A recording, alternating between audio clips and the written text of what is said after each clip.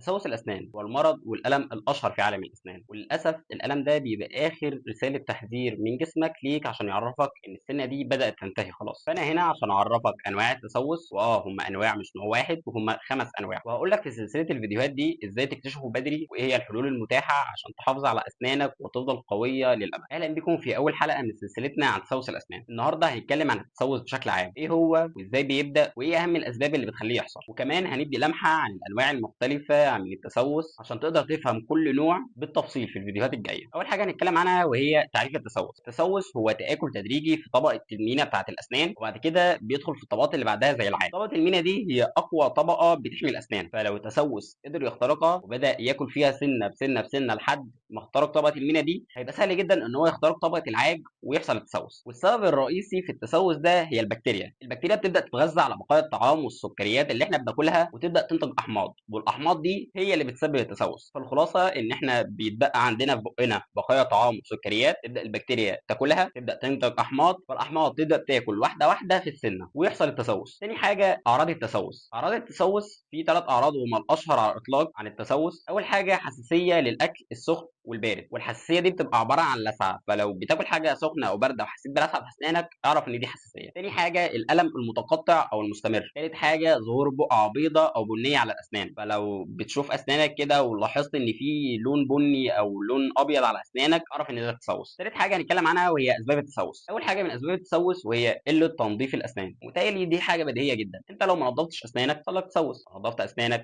مش هيجي لك تسوس. الموضوع بسيط جدا وبديهي جدا ومش محتاج ان انا اتكلم فيه، فنظف اسنانك. تاني حاجه ان احنا ناكل ونشرب حاجات فيها سكريات بنسبه عاليه، وناكل ونشرب الحاجات دي بنسبه كبيره جدا فيبدا يحصل تسوس. ثالث حاجه جفاف الفم او قله افراز اللعاب. ناس كتيره ما تعرفش ان اللعاب هو من اهم الحاجات اللي بتحارب التسوس، فلو بقك بدا يجف اللعاب هيبدا يقل، فلما اللعاب يقل البكتيريا هتبدا تشتغل اكتر فهيبدا التسوس يظهر، بس ساعتها هيظهر بشكل اكبر واسرع، فلازم تهتم ان بقك دايما يبقى رطب ما يبقاش جاف. رابع حاجه هو ان احنا مش بنروح لدكتور الاسنان كل 6 شهور عشان نعمل فحص دوري، وبصراحه يعني هو ما فيش حد بيعمل كده، يعني هو كلنا او اغلبنا تقريبا مش بيروح لدكتور الاسنان غير لما يحصل وجع او الم في اسنانه. بس انا برضو كان لازم اقول لك النقطه دي. رابع حاجه هنتكلم عنها النهارده وهي انواع التسوس. هناخد لمحه بسيطه او سريعه كده عن انواع التسوس، لكن الفيديوهات الجايه هنتكلم عن كل نوع بالتفصيل الممل. اول نوع هو تسوس الاسنان الاماميه، وده من اسمه بيظهر غالبا على الاسطح الاماميه للاسنان وغالبا بيظهر للاطفال. تاني حاجه تسوس الاسنان الخلفيه، وبرضه من اسمه بيظهر في الاسنان اللي ورا اللي هي الضروس، وده بيبقى من اصعب الانواع لان بيبقى صعب جدا ان احنا ننظف الجزء ده. تالت حاجه التسوس اللي بين الاسنان، وده بيحصل في الاماكن اللي الفرشه مش بتعرف توصل لها قوي. رابع حاجه تسوس جذور الاسنان، وده بيحصل غالبا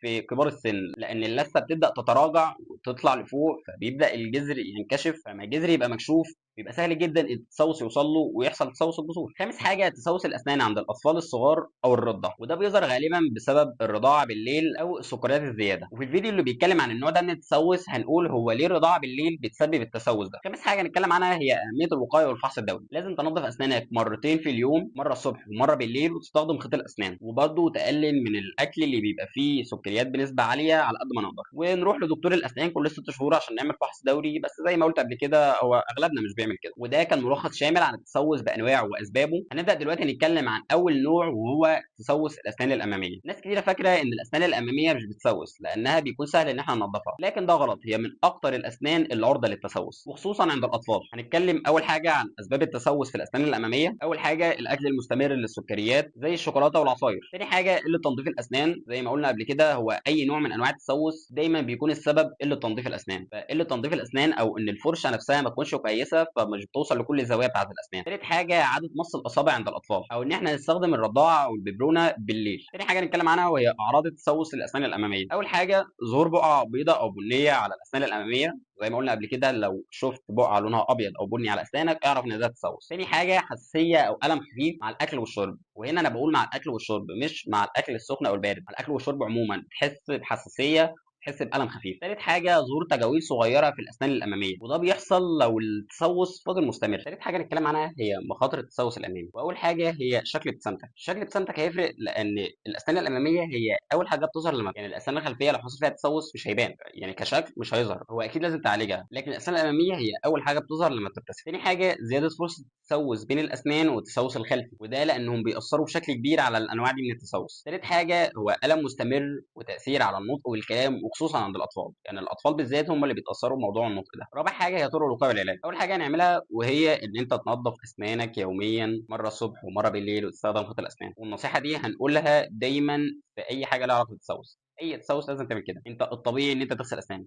لازم تغسل اسنانك. تاني حاجه نقلل السكريات والمشروبات الغازيه على قد ما نقدر. تالت حاجه نروح لدكتور الاسنان كل 6 شهور عشان نعمل فحص دوري على اسناننا. وزي ما قلت احنا اغلبنا مش بيعمل كده اصلا، بس انا لازم اقول لك برضه. وده كان كل اللي محتاج تعرفوه عن تسوس الاسنان الاماميه. في الحلقه الجايه هنتكلم عن النوع الثاني وهو تسوس الاسنان الخلفيه، وهنعرف ازاي نكتشفه بدري وازاي نتعامل معاه قبل ما يبقى مشكله كبيره. لو عجبك الفيديو ما تنساش تعمل لايك وشير وسبسكرايب عشان يوصلك فيديوهاتنا اول باول.